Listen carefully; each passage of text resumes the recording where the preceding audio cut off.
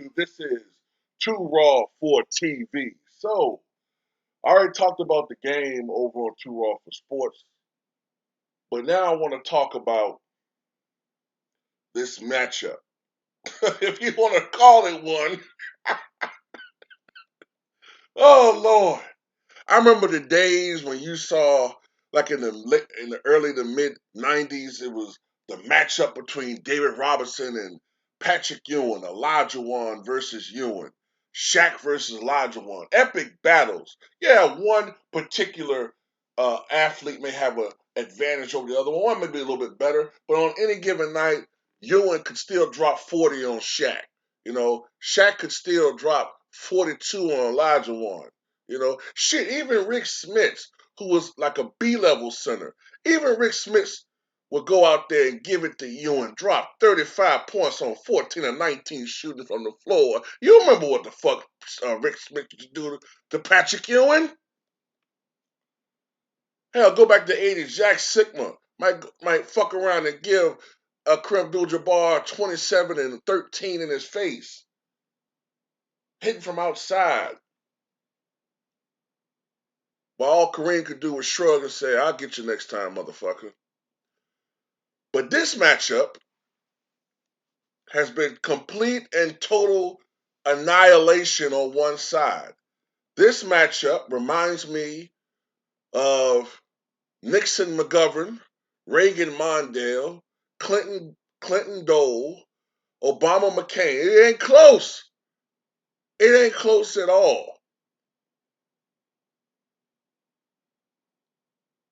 Never mind the fact that Milwaukee is easily beating the Lakers. LeBron admitted that his team can't beat Milwaukee, which doesn't sound like anything that Kobe Bryant or Michael Jordan would ever fucking say or admit, not publicly, but he's supposed to be this great uber competitor.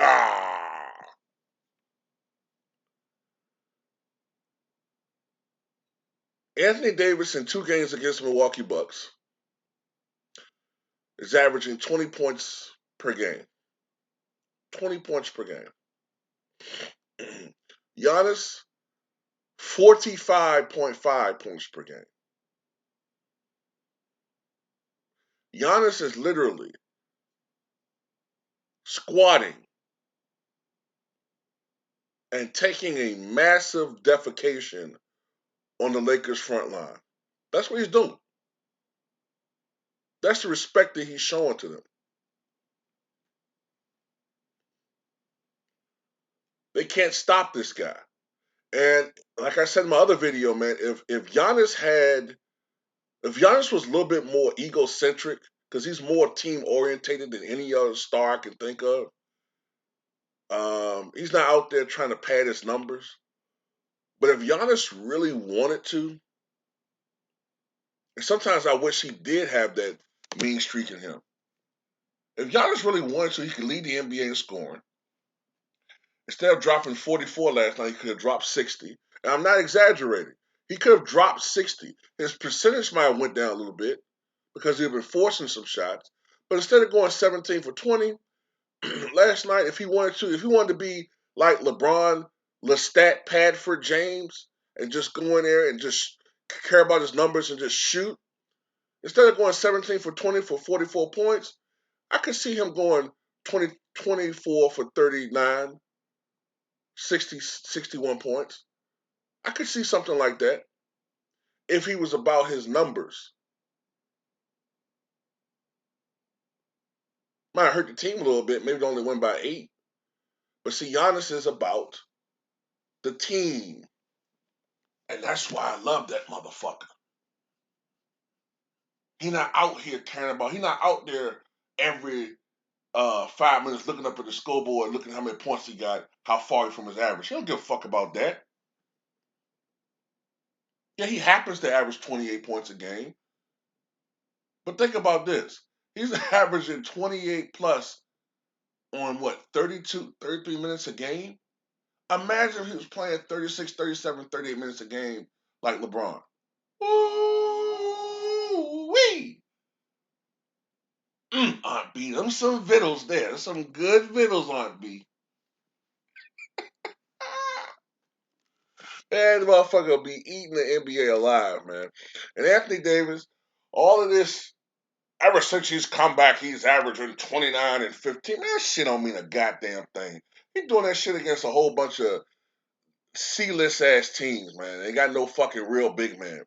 The minute he run up into a real big man, his punk ass folds just like we always know he did. He does. He folds. He not doing this shit against the elite big men. A real fucking big man who play real bully ball. Anthony Davis ain't got that smoke, man. Anthony Davis don't want that physical contact. That's why his ass started meandering out to that fucking perimeter, because that's what the fuck he does.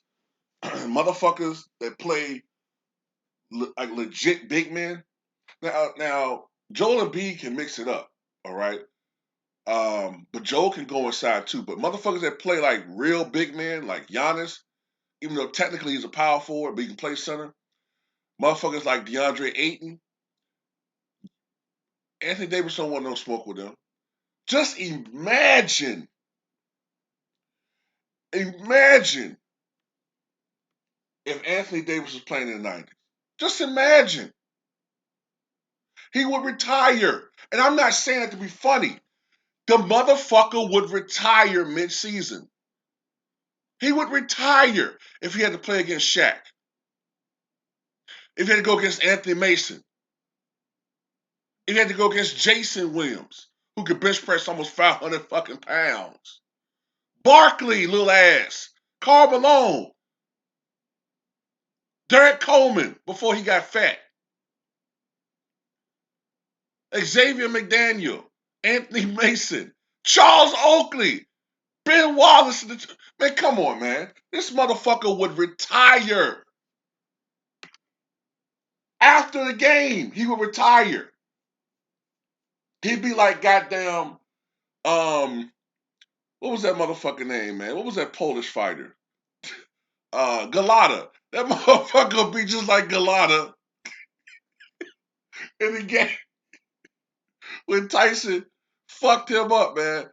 I remember Tyson fought him, I think it was 2000, and Tyson broke his like orbital socket, broke his cheekbone, broke a bone in his fucking spine from a punch, gave this nigga a concussion.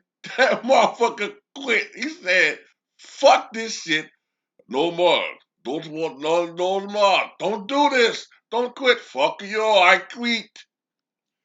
That motherfucker Anthony Davis get one fucking experience with Shaq, and that motherfucker gonna quit in the third quarter. We don't believe this. Yes, Marv Albert, we have just learned Anthony Davis has retired. He is walking out of the arena. I am perplexed. Well, Marv, I'm just astounded, Marv, that he just quit like this on his team. I'm just perplexed. You know, but Anthony Davis, he has the intangibles, Marv, but he just lacks the heart. What do you think, Steve Snapper? I tell you what I think. I think he's a big ass pussy. Oh, you can't talk like that on television. That's what I think, Bill. Oh, well, yeah, hold on.